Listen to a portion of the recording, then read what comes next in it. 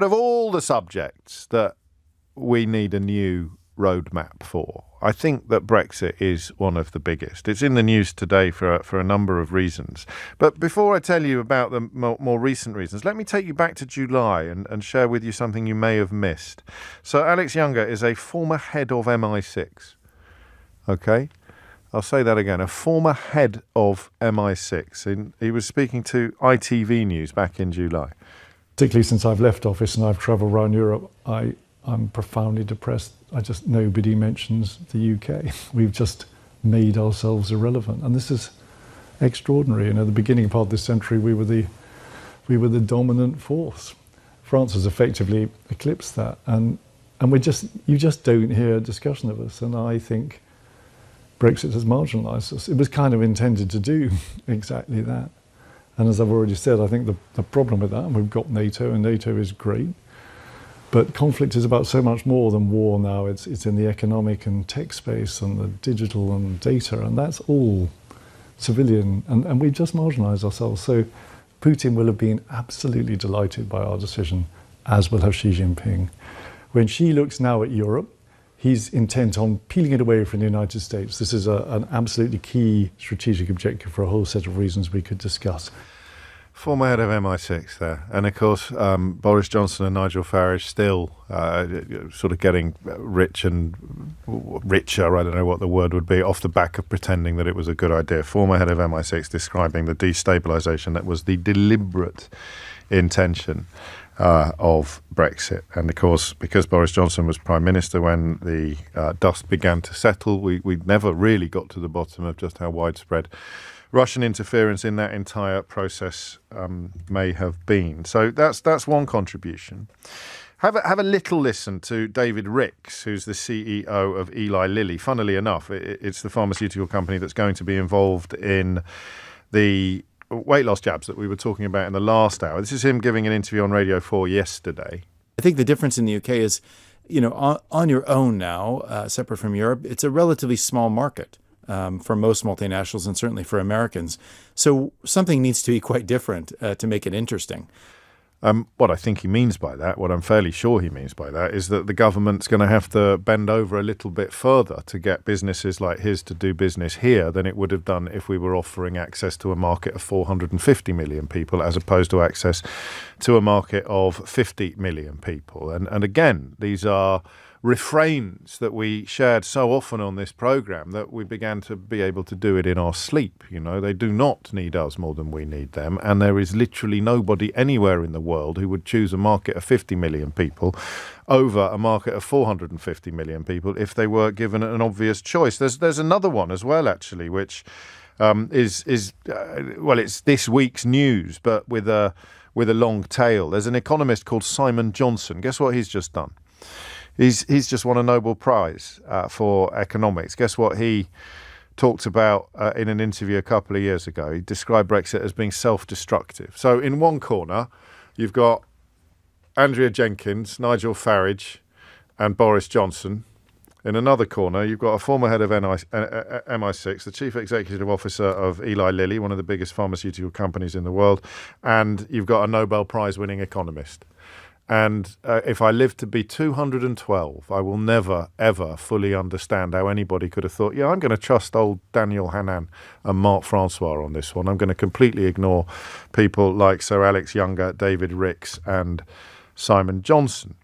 But that is, in a sense, water under the bridge. That is, in a sense, all in the rearview mirror. Because here is Wes Streeting, who was equally clear about the idiocy of Brexit until it happened and was talking to Sophie Ridge on Sky News last night. I campaigned passionately to remain in the European Union, but a referendum and 2 subsequent general elections settled that question. But this isn't about remaining in the European Union. There'll be some people genuinely who are thinking, why can't there be, and I'm not saying what's right or wrong here, but why can't there be an open debate about the single market, about the customs union, without this government trying to shut it down? Well, the debate has been taking place non-stop in the run-up to and since the referendum. But it doesn't feel like it is now, though, does it? Well, because I think people have moved. I think people have moved on. The country's moved on. The EU's moved on. And let me tell you, not just here but in Brussels, there is no appetite to relitigate those arguments, to reopen things that have been settled. Actually, it's about Even if the damage is great. It's about a new friendship. Your own Green Paper says investment is reduced by 11% because of Brexit. There's no doubt that what we warned about in advance of the referendum in terms of the impact on economic growth has come to pass, and that's a fact of life we have to deal with. I think the sweet spot is working as closely with the European Union where we can, but also showing the agility to work with and through partners in other markets as well. And there is that sweet spot there to unlock, and that will be the agile way in which we work. I find this so interesting, and not just because well, in fact, I think back to the Catholicism again. I might have to go to Mass on Sunday because you're not supposed to take pleasure in other people's misfortune. That's sinful, and I don't.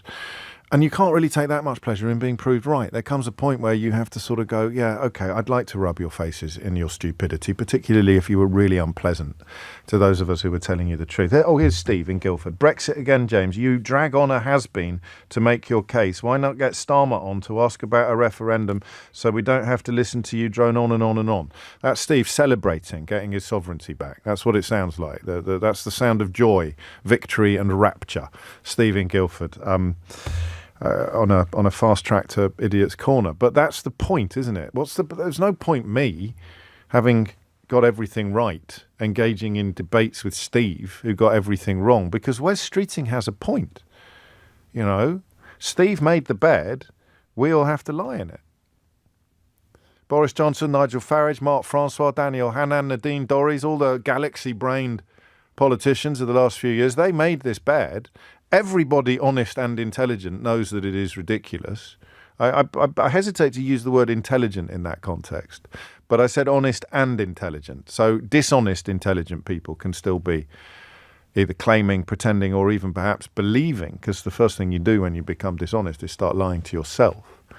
They can still pretend that it wasn't disastrous, that it wasn't guaranteed to be disastrous, that it didn't deliver, in the words of a former head of MI6, the dreams of Vladimir Putin and the Chinese premier, whose name I always get wrong. I'll just call him Xi. Xi Jinping? Xi.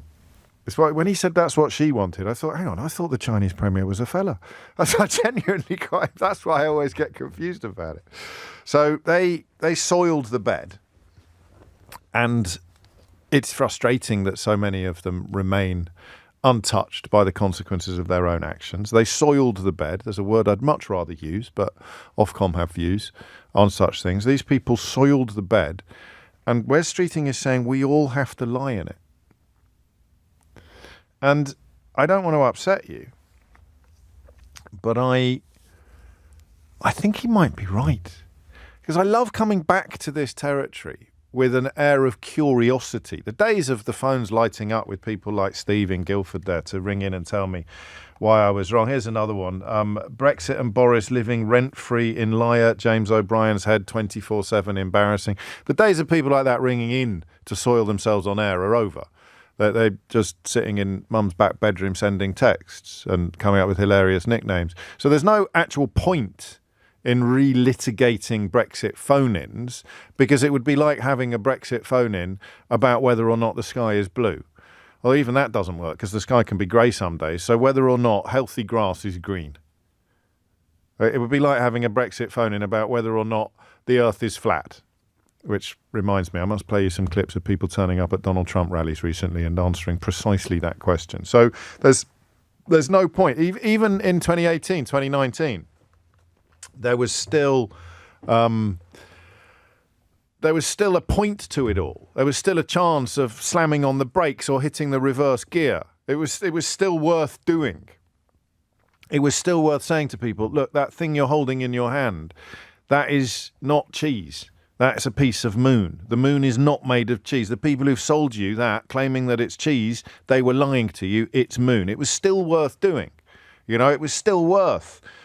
People like the last two texts I've rung out, they thought it's still worth ringing in because I can prove him wrong. Oh, James O. Boring or James O. Brexit, I can prove him wrong. I'll ring in and tell him about all the laws I can't wait, or that it's all about sovereignty, or it's got... They thought it was still worth doing. They know they're idiots now. That's proven. I know they're idiots. I knew that all along. Wes Streeting knows they're idiots. Sir Alex Younger, the former head of MI6, knows they're idiots. Simon Johnson, the Nobel Prize-winning economist, knows that they're idiots. David Ricks, the CEO of Eli Lilly, knows they're idiots. We all know that they're idiots. Even they know that they're idiots. Deep down inside, they know that they're idiots. Farage moves on to his next grift.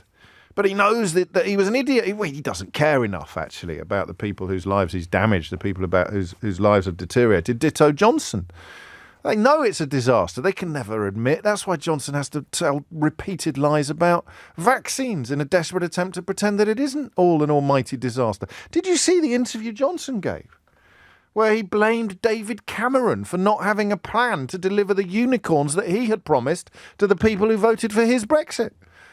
David Cameron does a half-baked job of trying to stand up to the lies and the nonsense, loses, and then the bloke who won said, well, you should be the one delivering on this. I genuinely could not, even knowing what I know about Boris Johnson, that level of disingenuousness and dishonesty and moral depravity, it took my breath away, even this week.